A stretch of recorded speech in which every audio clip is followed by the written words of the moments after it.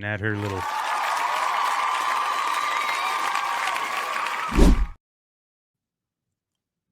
As I said, luckily we had to record 13 different ones in case she did use any songs we wanted, but you didn't make her do That's that. going to be the new protocol. or I'll just do my first number 5, my second number 5, my third, my first number 4, my second. No. Yeah, there you go. You got to do 3 of each. Well, I did this list a little different. Man, I was always a Sabbath guy. And he was part of that. He wrote, and I mean, that was his thing, obviously. So all of my songs are Black Sabbath. They're all Ozzy, obviously. He sang every one of them. Yeah. But I kind of figured you guys would use a lot of Ozzy stuff. And there was a ton of good Ozzy, mostly the more commercial stuff I liked more. I did at one point. I mean, he has everything he sings is good. I mean, not everything, but he's good. But anyways, all mine are Sabbath. He was with Sabbath from 70 to 79. And then I think 81, he pretty much, I think it was either 81 or 82, he started his solo stuff, started doing his solo stuff. So, and like I said, a lot of music to pick from. Yeah, I think basically I kind of alluded to it in the beginning and said some of my songs got used. That's what it's going to be. But all of mine off for 2 albums. Didn't mean it that way. Just happened that way.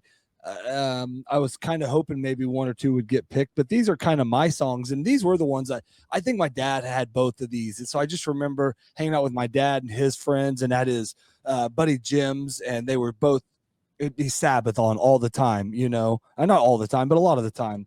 So my number 5, my dad, I remember, used to sing, and he every once in a while, instead of the line "evil woman," which is my number 5, he would say Dorothy, which is my mom's name. And so that song has a different meaning to me. And it's kind of one of those memories, where evil woman, you get your ways, evil woman. So, I mean, there's like a part in there, and he just basically, and I can't, because my parents did separate when I was pretty young. I believe this was all after that. It was probably the post, but some of it may have been pre. This might have been the precursor to it. So, what album was that again? That was "Evil Woman," and it's from the self-entitled, their first self-entitled album. Okay, which came out in 70, which 70. me off. Yeah, Paranoid came out in 72, or 70 also, excuse me. Yes, but I think so. Black Sabbath, that the self-titled album is their debut album, and so I kind of figured Iron Man and Paranoid were going to get used. Just 100% honest, one of you two would have one of those 2 songs because they're huge songs. So they were on my tentatives, but stayed away. So those were kind of the biggest ones off of Paranoid to me. So like I said, that album really wasn't well perceived. The cover, the imagery was too dark. That's why with Paranoid they went with that weird light, kind of cosplay looking kid and colorful. Yep. And so yeah. My number 4 is off of Masters of Reality, and I don't remember what year that is. But 3 of my songs are off of that album, Josh. So if you have any of them, then. Okay, good.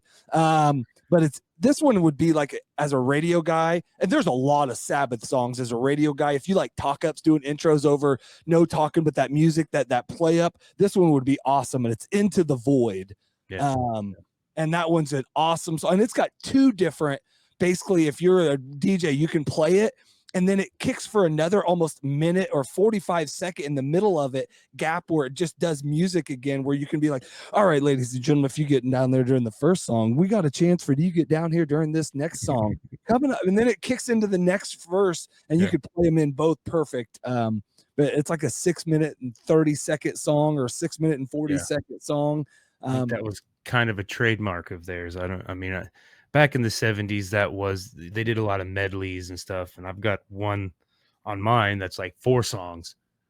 Yeah, I think Into the Void, it's 1:39 before he starts singing. And there's a couple others I found that are over 2 minutes of them playing, before, but they're not their bigger songs. And I think it's because it's hard to get unless you just love a band, it's hard to listen to them just play for 2 minutes without singing.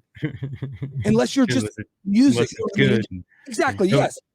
Tony Iommi was pretty good. Oh, and if you were into on some stuff, or the buildup was, you're like, come on, song. So, my number 3. Oh crap! I hit the wrong button and it took it away. My number 3 is also from Masters of Reality, and this is "Children of the Grave," which is, I think, one of the first songs I remember hearing, because there says something in there, and they're the children of the grave, and then you're like, what? And then that's kind of another one of those songs. It's real dark, but it's a bunch of parts of it are almost happy sounding if you're not listening to the words that are laying in it. That was kind of one of their trademarks. They either, did dark stuff, but they had plenty of those songs where if you really listen to the song, there's some, darker stuff or more powerful stuff, not always dark, but so they had quite a bit of political messaging in some of their music. It just wasn't straight in your face political messaging. It was shots and different innuendos, if you may. Some of it was, some of it wasn't. Some of it was straight in your face. Yeah. That was my number 3, right? Yeah. Did I skip 4? I did 4, 3. Okay, 2. Also of Masters of Reality. And this one is one of those songs because of some things that I used to like to do, sandwiches or whatever, but Sweet Leaf. Yeah. And I don't think it has nothing to do with it. I don't know if it does. It talks to you sweetly, I'm assuming in my head, that's what it is. I kind of hope you're joking, but yes, that's exactly what they're talking about. Sandwiches. Yes. You got to have that sweet lettuce for them sandwiches. Yes, that Sweet Leaf. And that was another one of those songs, kind of forbidden songs or whatever, if you played that somewhere, or if your teacher took your headphones off and heard that song, you go down to the principal's office.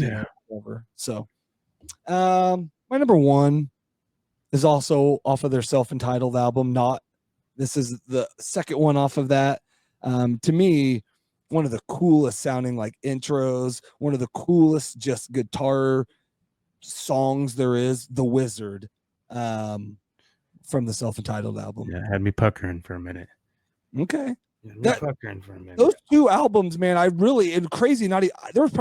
2 other honorable mention from both of those albums. Those are, easily I would say they're 2 best albums. Plenty of great music elsewhere. They have bigger songs. Some of their biggest songs are later, but almost beginning to end on both of those albums, very listenable. So yeah, I could have picked every song off of Paranoid. Paranoid is my Black Sabbath album.